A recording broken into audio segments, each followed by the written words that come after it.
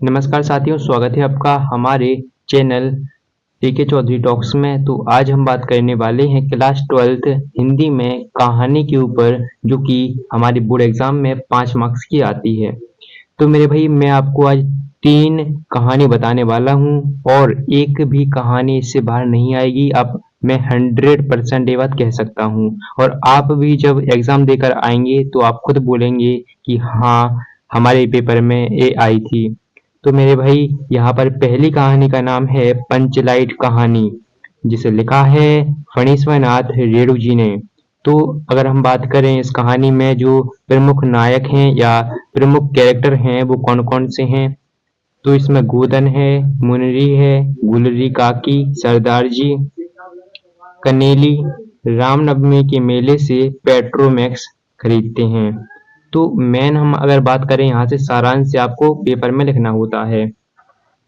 तो यहाँ से अगर हम बात करें तो यहाँ पर है कि पंचलाइट कहानी फणीश्वर नाथ रेणु जी द्वारा लिखित एक ग्रामीण जीवन पर आधारित एक कहानी है।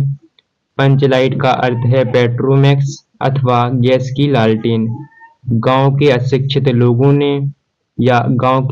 लोगों की एक टोली ने रामनवमी के मेले से एक पेट्रोमैक्स खरीदा।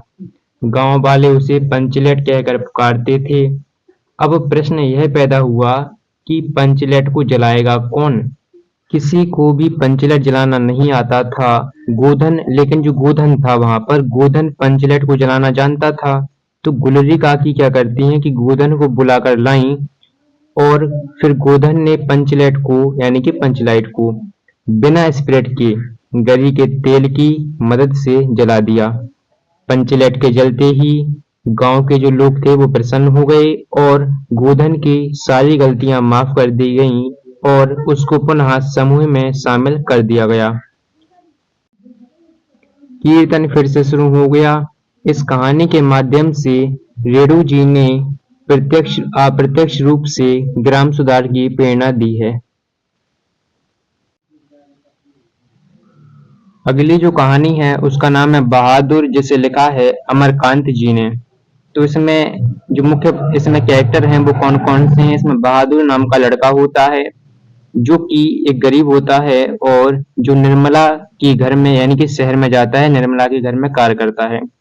निर्मला के पति भी होते हैं वहां पर और निर्मला का पुत्र यानी कि किशोर होता है।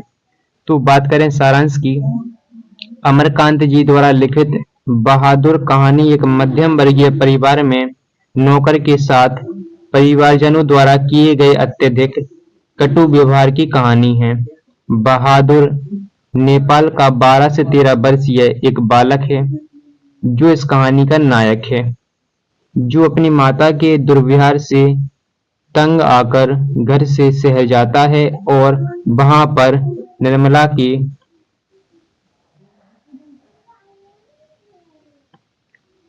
निर्मला के घर के सभी काम या निर्मला के परिवार में नौकरी करने लगता है।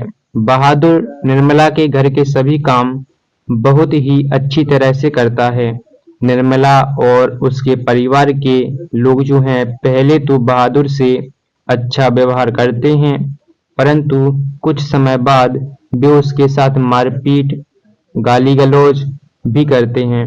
मारपीट और गाली गलौज के कारण बहादुर का मन काम में नहीं लगता था। एक दिन निर्मला के पुत्र किशोर ने बहादुर को सुअर का बच्चा कह दिया। बहादुर इसे सहन नहीं कर सका और अंततः वह अपना सारा सामान छोड़कर चला जाता है।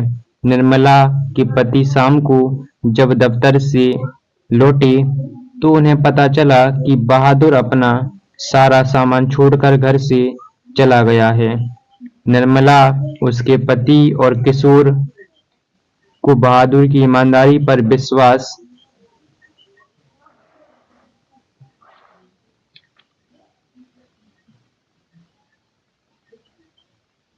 हो गया था। बहादुर की उपयोगिता देखकर सभी अब अपना कार्य करने से घबराते हैं तथा बहुत ज्यादा पश्चाताप करते हैं।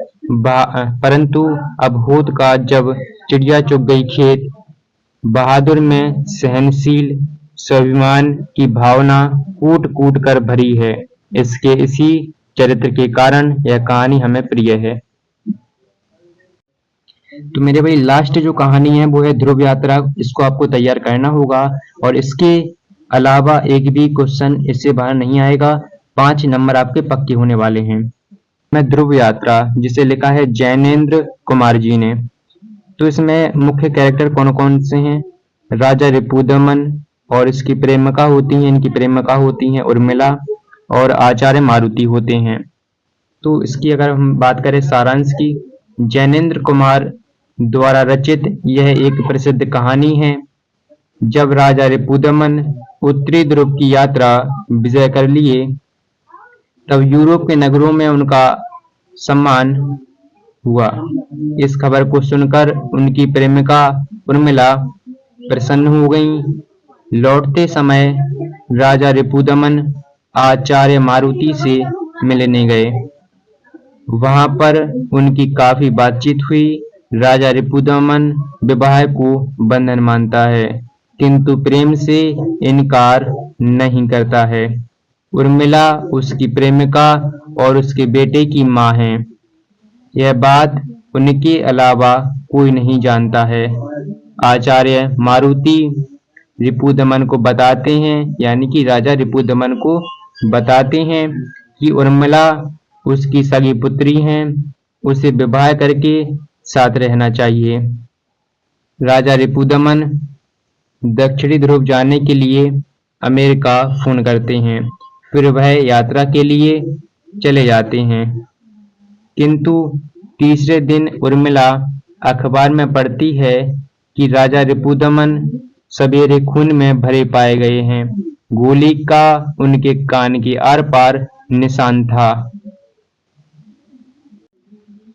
उन्होंने पत्र में लिखा था, मैं किसी के वचन को पूरा करने जा रहा था और इस बार मुझे वापस नहीं आना था। ध्रुव के एकांत में मृत्यु सुखकर होती है। भगवान मेरे प्रिय के अर्थ और मेरी आत्मा की रक्षा करें। धन्यवाद। तो मेरे भाई आज हमने जो 3 इम्पोर्टेंट कहानी की है उसके बाहर एक भी कहानी नहीं आएगी। आपको इतना तैयार कर लेना है और मैंने मिनिमम जितना शॉर्ट हो सकता था इसको किया है और आपके एक भी नंबर इससे कटने वाले नहीं हैं। अगर आप चाहते हैं कि इस तरह की हमें और वीडियो चाहिए तो आप चैनल को सब्सक्राइब कीजिए और शेयर कीजिए। धन्यवाद।